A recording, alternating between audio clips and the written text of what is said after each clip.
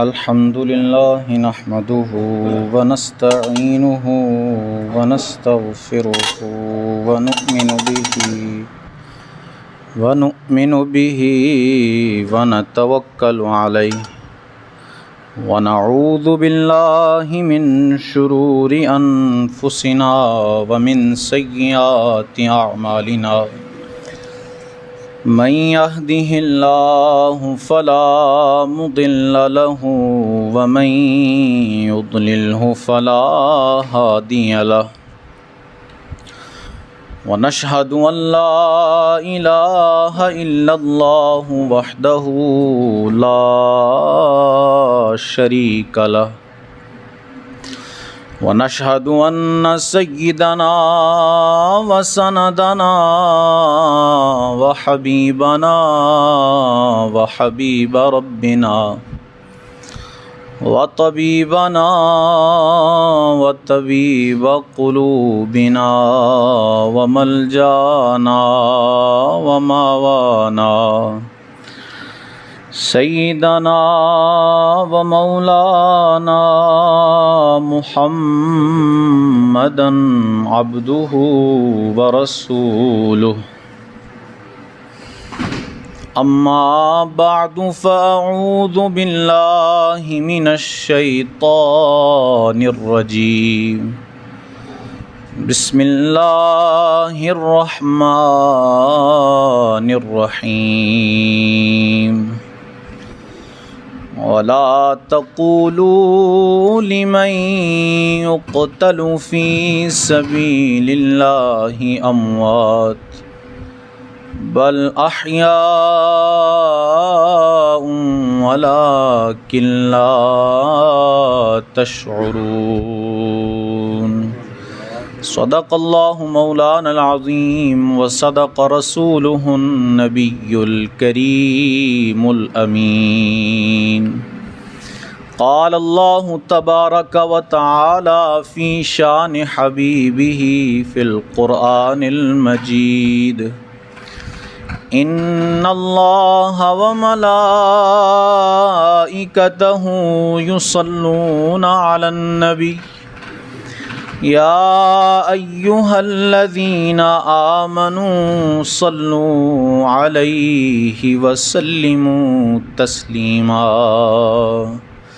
الصلاة والسلام عليك يا سيدي يا رسول الله وعلى آلك وأصحابك يا سيدي يا حبيب الله الصلاة والسلام عليك يا سيدي يا نبي الله وعلى آلك وأصحابك يا سيدي يا نور الله الصلاة والسلام عليك يا سيدي يا رحمة للعالمين وعلى آلك وأصحابك يا سيدي يا خاتم النبيين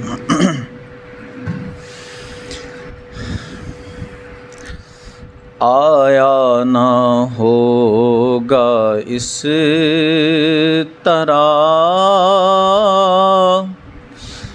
رنگ و شباب ریت پر آپ کو میں جو کہوں تو بے ادب ترسے حسین آپ کو میں جو کہوں تو بے ادب لمسے لبے حسین کو ترسا ہے آب ریت پر لمسے لبے حسین کو ترسا ہے آب ریت پر گلشن فاطمہ کے تھے سارے گلاب ریت پر۔ اللہ جل جلالہ و اتم برہانہ و اعظم شانہ کی بارگاہ اقدس میں حمد و ثناء اور سرکار مدینہ راحت قلب و سینہ باعث نزول سکینہ صاحب معطر و معنبر پسینہ حضور سرور عالم شاہ آدم و بنی آدم شفیع معظم رسول محتشم احمد مجتبی محمد مصطفیٰ صلی اللہ تعالی علیہ وعلی آلہ واصحابہ وبارک وسلم کی بارگاہ میں ہدیہ درود و سلام عرض کرنے کے بعد معزز سامعین السلام علیکم ورحمۃ اللہ۔ سامعین ذی احتشام، رسول پاک صلی اللہ تعالی علیہ وسلم پر درود پاک پڑھنے کی بے شمار فضیلتیں اور برکتیں ہیں۔ میرے آقا صلی اللہ تعالی علیہ وسلم نے ارشاد فرمایا، جو ایک دن میں مجھ پر 1000 مرتبہ درود پاک پڑھے گا وہ تب تک مرے گا نہیں جب تک جنت میں اپنا ٹھکانہ نہ دیکھ لے۔ تو ہمیں بھی کثرت کے ساتھ حضور پر درود پاک پڑھنے کی عادت بنانی چاہیے۔ جس طرح فضیلتیں ہیں اس طرح بعض احادیث کے اندر درود پاک نہ پڑھنے کی وعیدیں بھی بیان کی گئی ہیں۔ سیدنا امام علی مقام امام حسین رضی اللہ تعالیٰ عنہ سے روایت ہے کہ رسول کریم صلی اللہ علیہ وسلم نے ارشاد فرمایا، جس کے سامنے میرا ذکر ہو اور وہ مجھ پر درود پاک نہ پڑھے وہ کنجوس شخص ہے۔ پھر ایک اور روایت میں فرمایا کہ جو مجھ پر درود پڑھنا بھول گیا وہ جنت کا راستہ بھول گیا۔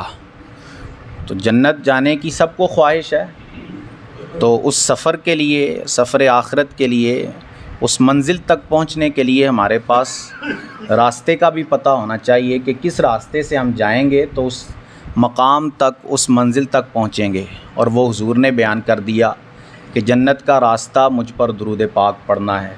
درود پاک پڑھیں گے تو جنت تک انشاءاللہ پہنچ جائیں گے۔ کربلا یہ دین اسلام میں پیش آنے والے واقعات میں سے ایک عظیم تر واقعہ اور سانحہ ہے۔ اس کے بغیر اسلامی تاریخ مکمل نہیں ہوتی۔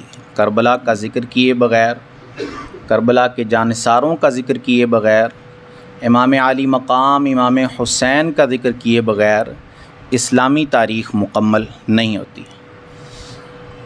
امام علی مقام رضی اللہ تعالیٰ عنہ آپ بے شمار فضیلتوں کے حامل ہیں۔ اللہ عز و جل نے آپ کو بہت فضیلتوں سے نوازا ہے۔ انہی فضیلتوں میں سے سب سے بڑی فضیلت سرکار کا نواسا ہونا ہے۔ آپ حضور کے نواسے ہیں، حضور کی شہزادی سیدہ فاطمہ کے بیٹے ہیں۔ پھر آپ رضی اللہ تعالیٰ عنہ کی ایک فضیلت یہ بھی ہے کہ حضور کی نسل آپ رضی اللہ تعالیٰ عنہ سے آگے بڑھی ہے۔ بڑے بڑے لوگوں کی نسلیں ان کے بیٹوں اور پوتوں سے آگے چلتی ہیں، لیکن یہ حضور کا خاصہ ہے کہ حضور کی نسل آپ کی بیٹی سیدہ فاطمہ اور آپ کے نواسوں حضرت امام حسن و حسین سے آگے چلی ہے۔ یہ بھی آپ رضی اللہ تعالیٰ عنہ کی ایک فضیلت مبارکہ ہے۔ پھر آپ رضی اللہ تعالیٰ عنہ نے جو کربلا کے اندر مار کا انجام دیا اور جو حوصلہ اور صبر کا نظارہ وہاں آپ نے کروایا، اس کی مثال نہ پہلے کبھی موجود تھی اور نہ ہی رہتی دنیا تک کبھی آئے گی۔ اور اسی کو اللہ عز و جل نے بیان فرمایا جو میں نے آیت مبارکہ آپ کے سامنے پڑھی۔ اگرچہ آیت کا شان نزول خاص ہے لیکن اس میں جو قاعدہ بیان کیا گیا ہے وہ عام ہے۔ اللہ فرماتا ہے وَلَا تَقُولُوا لِمَن يُقْتَلُ فِي سَبِيلِ اللَّهِ أَمْوَاتٌ، جو اللہ کی راہ میں قتل کر دیے جائیں، شہید کر دیے جائیں، انہیں مردہ نہ سمجھو، انہیں مردہ نہ کہو، بلکہ وہ زندہ ہیں، وَلَٰكِن لَّا تَشْعُرُونَ، لیکن تمہیں اس کی خبر نہیں ہے۔ یہاں یہ سورہ بقرہ کی آیہ مبارکہ ہے جس میں فرمایا ولا تقولوا، نہ کہو، اور پھر آگے سورہ آل عمران کی آیہ مبارکہ میں اللہ کیا فرماتا ہے ولا تحسبن الذین قتلوا فی سبیل اللہ امواتا، اور جو اللہ کی راہ میں شہید کر دیے جائیں انہیں مردہ گمان بھی نہ کرو۔ کہنا تو دور کی بات ہے، بقرہ کی آیت میں فرمایا لا تقولوا، کہو نہ، اور آل عمران کی آیت میں فرمایا لا تحسبن، ذہن میں یہ خیال بھی نہ لاؤ کہ جو اللہ کی راہ میں شہید کر دیے گئے ہیں وہ مردہ ہیں، بلکہ وہ زندہ ہیں اور انہیں ان کے رب کے پاس رزق بھی دیا جاتا ہے، لیکن تمہیں اس بات کی خبر نہیں ہے، تم ان کی زندگی کا شعور نہیں رکھتے۔ رسول پاک صلی اللہ تعالیٰ علیہ وسلم کے اس شہزادے نے جو معرکہ انجام دیا ہے، اس شہزادے نے جو صبر کر کے دکھایا ہے، میرے آقا صلی اللہ تعالیٰ علیہ وسلم کی امت میں اور آپ سے پہلی امتوں میں کوئی ایسا شخص نہیں آیا جو آپ جیسا صبر کر سکا ہو، جس نے آپ جیسی ہمت کا مظاہرہ کر کے دکھایا ہو، کوئی ایسا شخص نہیں گزرا۔ آپ رضی اللہ تعالیٰ عنہ، آپ کا سفر مبارک مدینہ سے شروع ہوتا ہے اور عراق میں جا کر ختم ہوتا ہے، جہاں آپ رضی اللہ تعالیٰ عنہ کو شہید کر دیا جاتا ہے۔ مدینہ وہ علاقہ، وہ شہر جس کے ساتھ آپ کے نانا جان کو بڑی محبت ہے، وہ شہر کے ایک وقت تھا کہ جہاں میرے آقا نے اپنے دشمنوں سے اپنی پناہ جو ہے وہ اس شہر میں آ کر اختیار کی تھی، وہ شہر کے جس شہر والوں نے میرے آقا صلی اللہ تعالیٰ علیہ وسلم کو اس وقت پناہ دی تھی کہ جب آپ کے رشتہ داروں نے آپ کا ساتھ چھوڑ دیا تھا، وہ مدینہ۔ لیکن جب دین پر بات آئی، جب دین کے لیے قربانی دینے کا وقت آیا، تو امام علی مقام نے اس شہر کو بھی پیچھے چھوڑ دیا۔ آپ کے سفر کی ابتدا اس شہر سے ہوتی ہے، لوگ آپ کو منع کرتے ہیں کہ آپ کوفے والوں کی طرف نہ جائیں، آپ عراق نہ جائیں، یہ بے وفا لوگ ہیں، جس طرح آپ کے والد کے ساتھ انہوں نے بے وفائی کی اور انہیں وہاں شہید کر دیا تھا، یہ آپ کے ساتھ بھی بے وفائی کریں گے اور آپ کا بھی ساتھ چھوڑ دیں گے۔ لیکن آپ رضی اللہ تعالیٰ عنہ عزم مصمم کر چکے تھے۔ مدینہ سے آپ روانہ ہوتے ہیں، روانگی سے ایک رات قبل سرکار عالی وقار اپنے نانا جان کے روضہ اطہر پر جاتے ہیں، وہاں رات گزارتے ہیں، آنکھ لگ جاتی ہے، حضور خواب میں تشریف لاتے ہیں اور آپ کی شہادت کی خوشخبری آپ کو سناتے ہیں۔ آپ رضی اللہ تعالیٰ عنہ کی آنکھ کھلتی ہے اور آپ مدینہ سے روانہ ہوتے ہیں، اور مدینہ سے روانگی کے بعد آپ مکہ شریف میں تشریف فرما ہوتے ہیں۔ پھر حج کا موسم ہے، دور دور سے لوگ مکہ میں آ رہے ہیں کعبۃ اللہ شریف کی زیارت کے لیے، اس کے طواف کے لیے، صفا و مروہ کی سعی کے لیے، سارے لوگ وہاں آ رہے ہیں، لیکن امام علی مقام دین کی خاطر اس مکہ کو چھوڑ کر آگے روانہ ہو جاتے ہیں۔ یہ آپ رضی اللہ تعالیٰ عنہ کی قربانی ہے کہ آپ رضی اللہ تعالیٰ عنہ حج کے ساتھ بڑی محبت کیا کرتے۔ بعض روایت میں ہے کہ آپ نے 56 حج پیدل جو ہے وہ ادا فرمائے ہیں، امام علی مقام امام حسین رضی اللہ تعالیٰ عنہ نے۔ اس سے سمجھ میں آتا ہے کہ آپ کو کتنی محبت تھی اس عمل کے ساتھ۔ ایک دفعہ فرض، اس کے بعد جتنے بھی آپ نے ادا فرمائے وہ سارے حج نوافل تھے، نفلی حج ادا فرمائے تھے آپ نے، لیکن اب نفلی حج کا بھی جو ہے وہ پیچھے چھوڑ دیا اس کو بھی۔ جب دین پر بات آ گئی، جب دین پر قربانی دینے کی بات آ گئی، آپ رضی اللہ تعالیٰ عنہ کو پتہ ہے کہ حج ہم کس کے لیے کرتے ہیں، اللہ کے لیے کرتے ہیں۔ حج ہم کس کے لیے کرتے ہیں، اللہ کے دین کے لیے کرتے ہیں۔ جب وہ دین ہی خطرے میں پڑ گیا، جب اس دین پر ہی بات آ گئی، ایسا حکمران آ گیا کہ جس نے اس دین میں کئی تبدیلیاں واقع کر دیں۔ روایات میں آتا ہے کہ جب یزید کی حکمرانی تھی تو ایسا بگاڑ کبھی دین اسلام کے اندر پیدا نہیں ہوا تھا۔ معاذ اللہ، لوگ اپنی ماؤں سے، اپنی بیٹیوں بہنوں سے شادیاں کرتے تھے اور شراب نوشی عام کر دی گئی تھی، اس قدر خرابی پیدا کر دی تھی یزید نے۔ لیکن آپ رضی اللہ تعالیٰ عنہ اسی کو، آپ رضی اللہ تعالیٰ عنہ اسی دین کو بجانے کی خاطر، آپ اسی دین کی خاطر کعبۃ اللہ شریف کو بھی چھوڑتے ہیں اور آگے کی طرف روانہ ہو جاتے ہیں۔ سیدنا ابن عباس رضی اللہ تعالیٰ عنہ، سیدنا عبداللہ ابن عمر رضی اللہ تعالیٰ عنہ اور سیدنا عبداللہ ابن زبیر رضی اللہ تعالیٰ عنہ، یہ تینوں احباب آپ کو منع کرتے ہیں کہ آپ یہاں سے نہ جائیں، ہم جو یہاں کا حاکم ہے مکہ کا اس سے آپ کے لیے امان کا خط لکھوا لیتے ہیں، وہ آپ کو، آپ کے گھر والوں کو، آپ کی آل کو امان دے دے گا، آپ یہاں امن کے ساتھ رہیں، آپ کو یہاں سے جانے کی حاجت نہیں ہے۔ لیکن آپ رضی اللہ تعالیٰ عنہ صرف دین کی خاطر خود کو جو ہے وہاں اپنی خود پتہ ہے کہ میں نے وہاں جا کر شہید ہو جانا ہے، آپ کی پیدائش کے ساتھ ہی آپ کی شہادت کی خبر سنا دی گئی تھی۔ سیدنا جبرائیل امین رضی اللہ تعالیٰ عنہ آپ کی شہادت کی خبر سنا کر گئے تھے، لیکن آپ رضی اللہ تعالیٰ عنہ نے ان سب باتوں کا اپنے پس پشت رکھا، آپ نے صرف اور صرف رب کے دین کو آگے رکھا۔ سیدنا عبداللہ ابن عباس نے کہا چلیں ایسا کریں کہ اپنی جو گھر کی بیبیاں ہیں، پاک بیبیاں اور جو بچے ہیں، ان کو ادھر چھوڑ جائیں، لیکن آپ نے کہا نہیں، یہ بھی میرے ساتھ ہی جائیں گے۔ سب کو لے کر پہنچے وہاں پر۔ کوفیوں نے جب خط لکھے آپ رضی اللہ تعالیٰ عنہ کو، 160 کے قریب خط جمع ہو گئے آپ کے پاس۔ کوفی یہ کہتے تھے کہ آپ ہمارے پاس آئیں، ہم آپ کا ساتھ دیں گے، آپ ہمیں یزید کے ظلم سے نجات دلوائیں۔ آپ رضی اللہ تعالیٰ عنہ نے انہیں خط لکھ بھیجا کہ میں اپنے بھائی مسلم کو تمہاری طرف بھیج رہا ہوں، وہ تمہاری حالت دیکھیں گے، اگر واقعی تم وفادار ثابت ہوئے تو میں بھی اس کے پیچھے پیچھے آ جاؤں گا۔ امام مسلم بن عقیل کوفہ پہنچتے ہیں اور وہ لوگ بڑے ادب و احترام کے ساتھ آپ کا استقبال کرتے ہیں، اور آن کی آن میں 18,000 لوگ آپ کی بیعت میں آ جاتے ہیں۔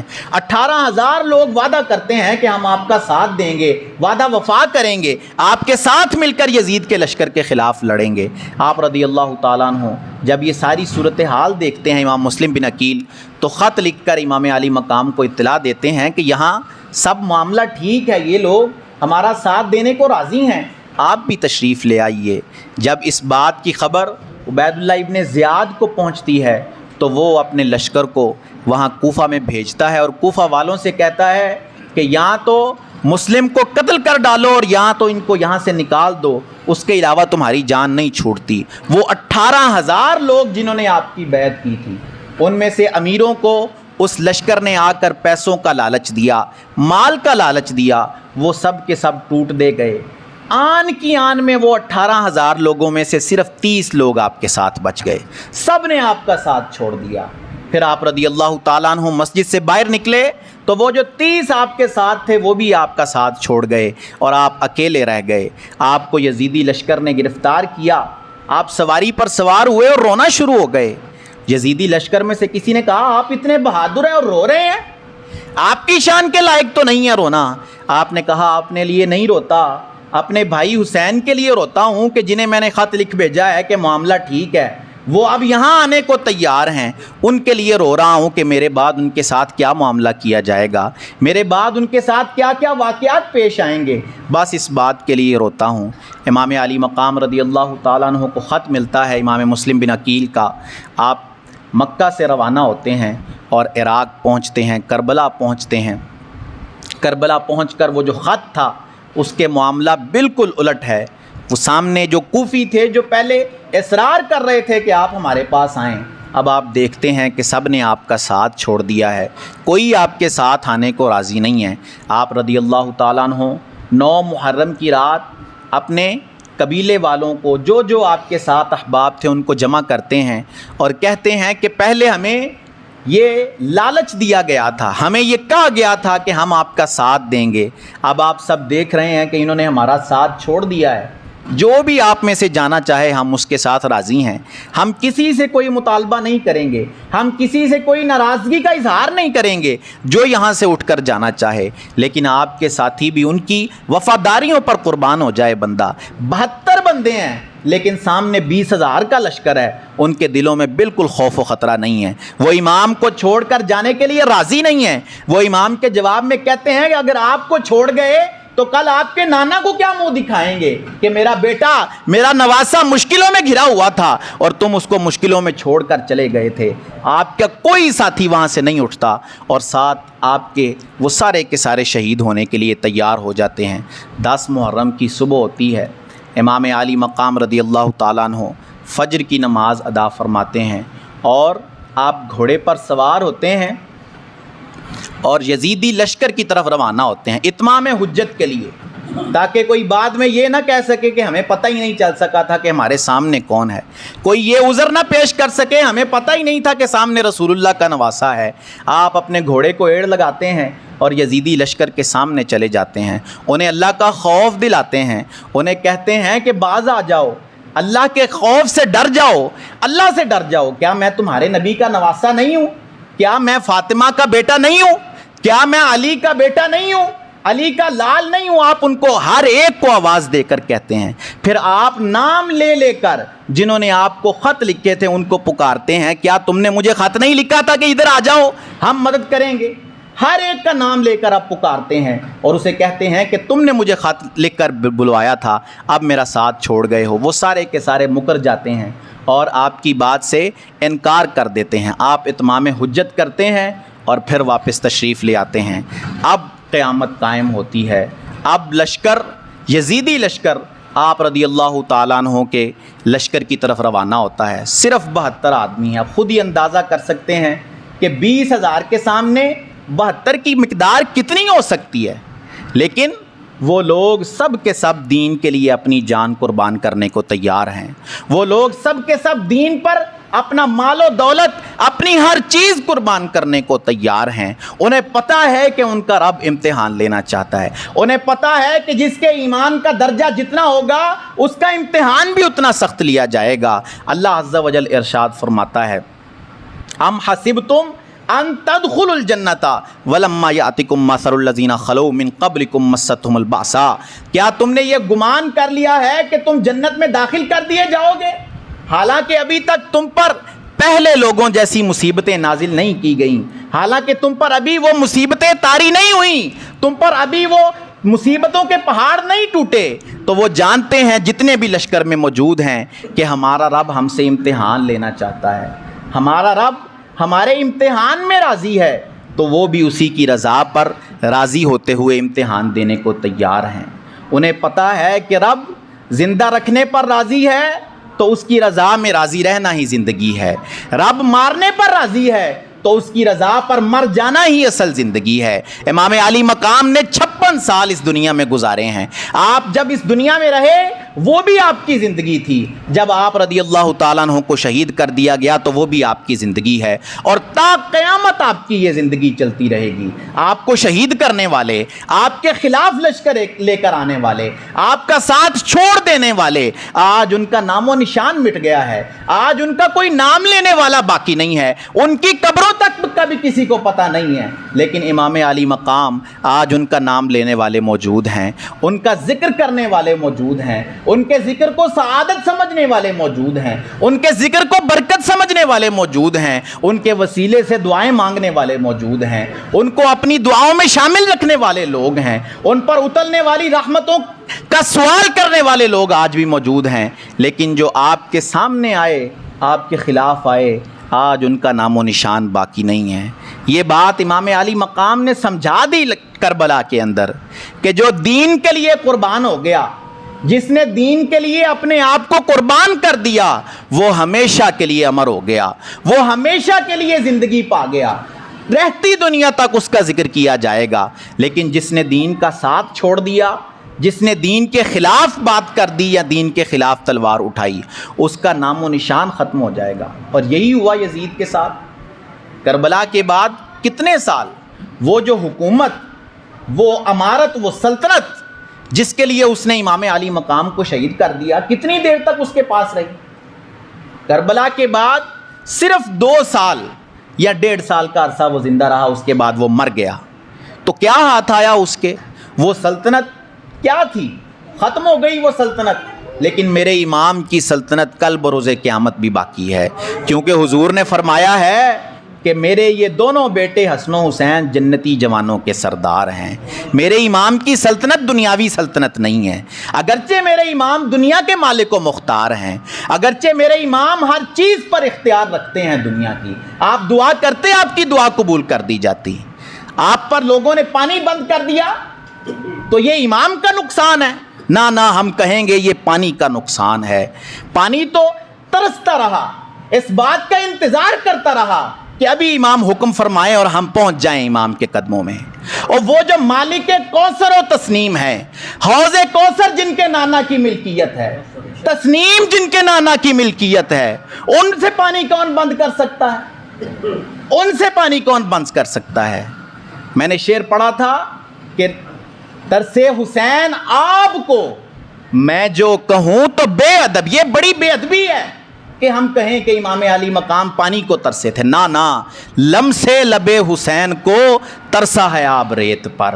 آپ کے لب کو چھونے کے لیے, آپ کے لب کا بوسہ لینے کے لیے پانی ترستا رہا ہے. امام نہ ترسے پانی کو. امام تو مالک حوض کوثر ہیں, امام تو مالک تسنیم ہیں. آپ رضی اللہ تعالیٰ عنہ تو پیاسوں کو سیراب کرنے والے ہیں. آپ رضی اللہ تعالیٰ عنہ تو پیاسوں کی پیاس بجھانے والے ہیں. آپ کیسے پیاسے ہو سکتے ہیں؟ آپ کیسے پانی کو ترس سکتے ہیں؟ تو جنہوں نے آپ کا مقابلہ کیا, آپ کے خلاف آئے, وہ سب کے سب ختم ہو گئے, ان کی سلطنتیں ختم ہو گئیں.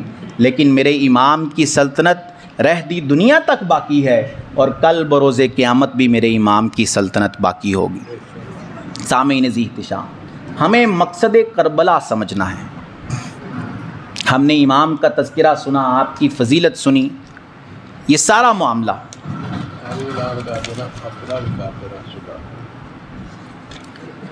مقصد کربلا کیا تھا؟ مقصد کربلا کیا سلطنت حاصل کرنا تھا؟ امام کیا سلطنت یا حکومت کے خواہاں تھے؟ نہیں. مقصد کربلا صرف اور صرف دین الہی کو بچانا تھا, رب کے دین کو بچانا تھا, رب کے دین کی خاطر خود کو قربان کرنا, یہ مقصد کربلا تھا.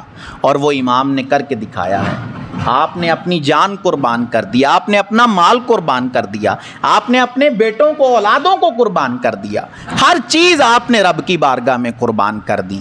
یہ اصل مقصد ہے, یہ اصل سمجھنے کی بات ہے جو ہمیں کربلا سے سیکھنے کو ملتی ہے.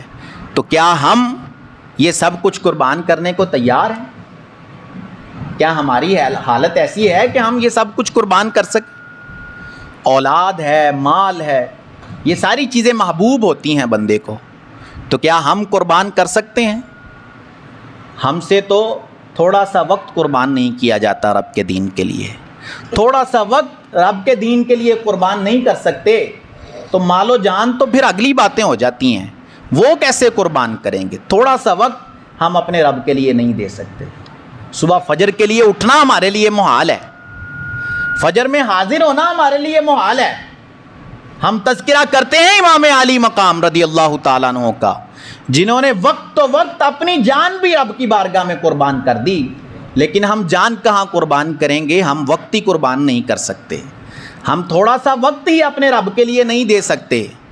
اقبال کہتا ہے, کس قدر تم پہ گراں صبح کی بیداری ہے, کس قدر تم پہ گراں صبح کی بیداری ہے, ہم سے کب پیار ہے ہاں نیند تمہیں پیاری ہے, ہم سے کب پیار ہے ہاں نیند تمہیں پیاری ہے, تب آزاد پہ قید رمضاں بھاری ہے, تم ہی کہہ دو یہی آئین وفاداری ہے. یہ وفاداری ہے رب کے ساتھ کہ صبح اٹھنا محال ہو جائے, یہ وفاداری ہے رب کے ساتھ کہ آدھا گھنٹہ مسجد میں بیٹھنا محال ہو جائے, یہ وفاداری ہے رب کے ساتھ کہ اس کے دین کے لیے نکلنا مشکل ہو جائے. اور تذکرہ ہم امام کا کر رہے ہیں جنہوں نے اپنی جان کی بھی پرواہ نہیں کی, مال و دولت کی بھی پرواہ نہیں کی, اپنی اولاد کی پرواہ بھی نہیں کی, سب کچھ آپ نے اللہ کی راہ میں قربان کر دیا. تو سامعین, ہمیں مقصد کربلا کو سمجھنا ہے, پھر اس پر عمل کرنا ہے. تذکرے امام کے جب سے آپ پیدا ہوئے, شہید ہوئے اور قیامت تک ہوتے ہیں, ہوتے رہیں گے. آپ کا تذکرہ ختم نہ ہونے والا, لیکن ہم اس تذکرے سے کیا سیکھیں گے یہ ہماری ذات کے لیے ہے. ہم امام کا تذکرہ کر کے, آپ کی یاد کو زندہ کر کے, تازہ کر کے, اس کے ساتھ ہم کیا درس حاصل کرتے ہیں, یہ اصل مقصد کربلا ہے, یہ اصل سیکھنے کی بات ہے. تو ہمیں اس پر عمل کرنا چاہیے. الحمدللہ ہر سال کی طرح اس سال بھی انشاءاللہ ہماری مسجد کی جو سالانہ محفل ہے وہ کل یعنی 10 محرم صبح فجر کی نماز کے بعد یہاں مسجد میں منعقد ہوگی, جس میں خصوصی خطاب کے لیے علامہ رضوان قادری اتاری صاحب تشریف لائیں گے. تو اس میں آپ احباب ضرور شرکت فرمائیں. یہ محفل جو ہوتی ہے یہ لوگوں کے آنے سے ہی اس کی رونق بڑھتی ہے۔ آپ نہیں آئیں گے کوئی دوسرا آ جائے گا، وہ نہیں آئے گا کوئی تیسرا آ جائے گا، محفل کی رونق ہو ہی جاتی ہے۔ محفل میں شرکت کرنا یہ ہماری خوش نصیبی ہے۔ نیک لوگوں کا تذکرہ جہاں کیا جاتا ہے وہاں اللہ کی رحمتیں برستی ہیں، تو رحمت حاصل کرنی ہوتی ہے تو پھر ان محافل میں شرکت کیا کریں۔ تو اس میں آپ ضرور شرکت فرمائیں۔ پھر یہ ایک اور محفل ہے، یہ آج ہی یعنی بروز جمعہ بعد نماز جمعہ تا عصر گلی نمبر 7 رحمت میموریل والی گلی، یہاں پر یہ محفل ہوگی جس میں خصوصی خطاب کے لیے علامہ مدثر سلطانی صاحب تشریف لائیں گے۔ اس میں بھی آپ احباب ضرور شرکت فرمائیں۔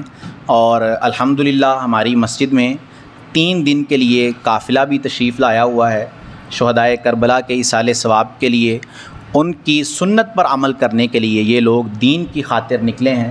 چھٹیاں ہیں، آج جمعہ ہے، ہفتہ ہے، 9-10 کی چھٹی ہے اور آگے اتوار ویسے ہی چھٹی ہے، تو ان 3 دنوں میں جتنا وقت ہو سکے ان قافلے والوں کے ساتھ گزاریں، ان سے دین کی باتیں سیکھیں۔ یہ لوگ دعوت کے لیے نکلیں تو آپ ان کا ساتھ دیں، ان کے ساتھ مل کر لوگوں کو دین کی دعوت دیں، نماز کی دعوت دیں اور ان سے علم دین سیکھیں۔ اللہ عز و جل ہم سب کو عمل کی توفیق عطا فرمائے، آمین۔